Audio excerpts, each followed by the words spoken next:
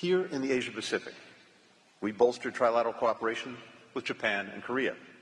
We deepened ties with the Quad, India, Japan, and Australia, and ASEAN. We've elevated our relationships with Vietnam and Indonesia.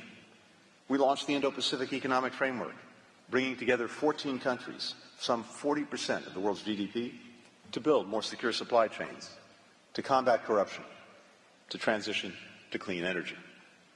We've stepped up our engagement with APEC, including welcoming many of you to San Francisco last year, where we secured important new commitments toward creating a more resilient and sustainable future for all of us, like strengthening our food systems, increasing women's economic participation.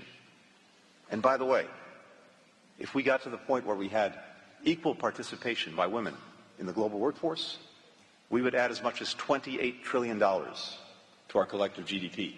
Imagine what we could do with those resources.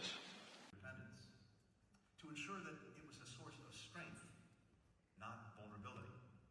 Our America's Partnership for Economic Prosperity has come together to deepen economic integration, to focus on tackling inequality, to try to deliver better for workers across our region. A dozen nations, including Peru, have already joined this effort, which is designed to welcome even more countries in the years ahead. We've also made new investments in high-quality, environmentally sound infrastructure through our Partnership for Global Infrastructure and Investment. Ultimately, this partnership will unlock $600 billion in private capital to fund world-class sustainable projects. Promise of openness and innovation, while being more attentive. The Asia-Pacific leads the world, as you all know, in developing and deploying semiconductors, artificial intelligence, clean energy, and other innovations that are shaping our future. We work to build a more trusted, a more inclusive, a more resilient, a more sustainable technology ecosystem. Through the Bipartisan Chips and Science Act, we set up a fund to support our partners, from Vietnam to Mexico to Kenya, as they develop their capacity to assemble, to test, and to package semiconductors.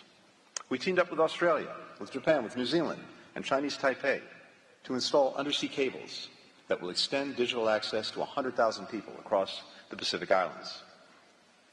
And we've seen how this shared vision and how advancing it can benefit people in the United States and all across the region. Supply chains are breaking down. Powerful forces from automation. Ladies and gentlemen, please, another round of applause for Secretary Blinken. We really appreciate him taking